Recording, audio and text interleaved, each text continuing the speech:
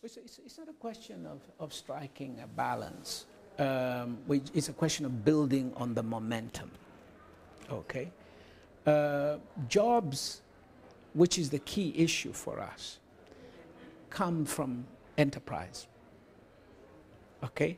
We don't need jobs from public service. Public service is good, but public service can't create jobs. Okay? What creates jobs is entrepreneurship. Okay? We need to believe in our own entrepreneurs. Okay? There's no difference between the entrepreneurs who started Google and the entrepreneurs who started Ushahidi. Okay? They probably went to school together. Okay? So we have extraordinary young people with entrepreneurial ideas. What we need to do is to build an ecosystem to support them. The reason Mark Zuckerberg could create a business that quickly is because there was an ecosystem there. An ecosystem that could provide capital, an ecosystem that could provide support, expertise, highly skilled people to join his organization. That's the only difference. Okay? So, and it begins with the right policies. Okay? It begins with supportive government who believe that if we nurture these guys, support them, until they list on the Kenyan Stock Exchange, until they will hire people. That's the only place jobs are going to come from. And let's talk about this policy environment and who exactly needs to be involved, because we talk about everyone coming on board, but you've just launched Pathways for Prosperity in Kenya, and you're hoping that it's going to change how technology is impacting lives for all in Africa and beyond. So how do we bring all these people together to make sure that we have policies that speak to each other? Correct. So when we as philanthropists come together in the way we've done today, the role of philanthropists is to play a catalytic role. Okay? Bring people together who wouldn't normally be talking to each other.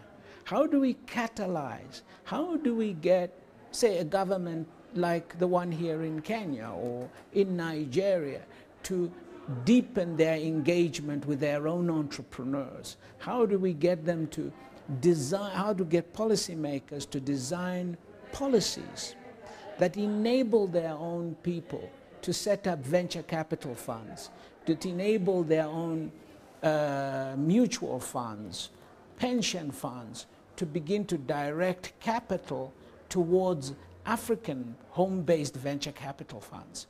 Okay, because the guys we call PE from Europe and America, where are they getting their capital from?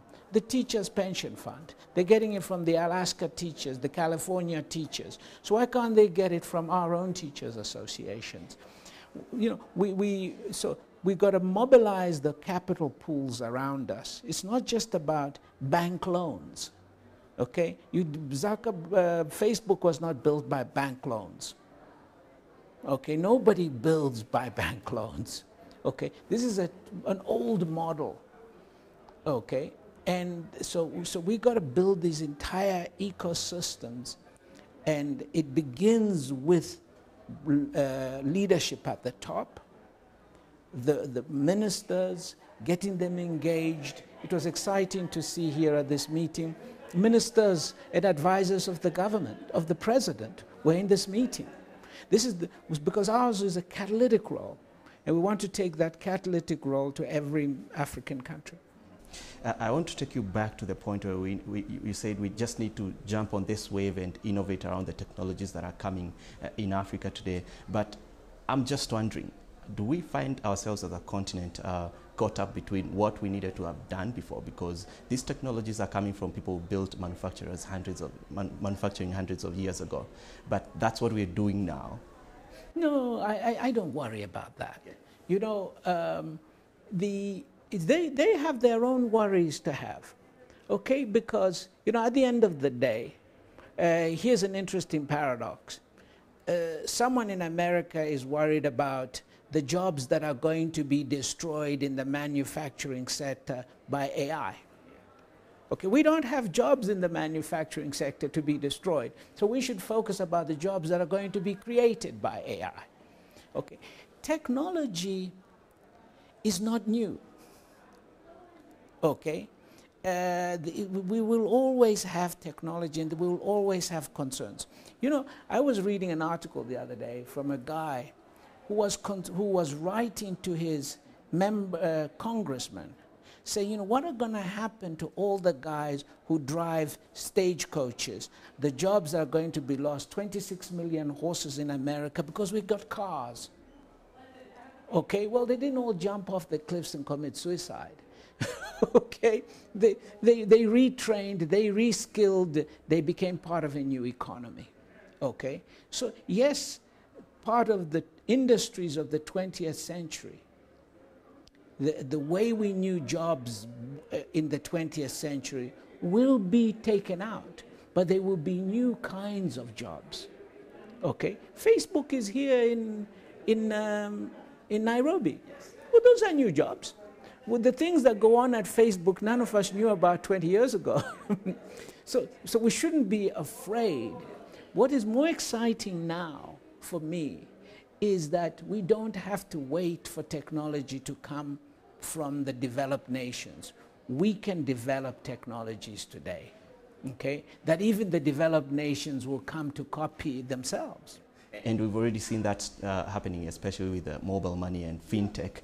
But my question is, how then do we make this work for everyone? Because we are in a continent where growth is happening, but we have a huge chunk of the population not being touched by some of this growth. So how do we use technology to create that bridge and make it work for everyone? Yeah, that's why those are the very questions that have led us to sit and create this commission, because we are seeing those things. We're saying, wait a minute, we are seeing GDP growth, but we're not seeing employment growth. We're not seeing the levels of poverty in Africa coming down as they are in Southeast Asia. We need to sit down and have conversations about these and look for pathways to prosperity. Okay, because we clearly haven't created pathways to prosperity for a major part of our population. And there's a lot of frustration and disappointment. Okay, and this requires, we can't all just shout and scream at governments. We've all got to come together and try and see how we can go forward.